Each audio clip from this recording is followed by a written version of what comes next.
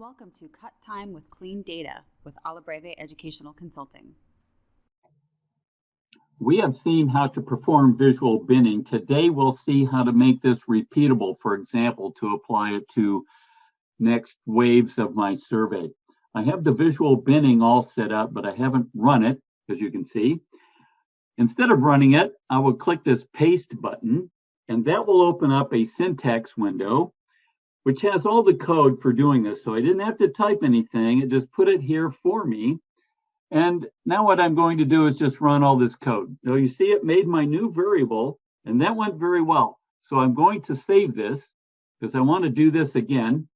We'll just save it as syntax 10, doesn't matter. And let's say I have another data set. Another wave comes in. It's right here, survey sample 2. I'll go to my syntax. You see it's the active set right now. I'll click run all, and that made my variable there. So this all works very nicely. We'll see you next time.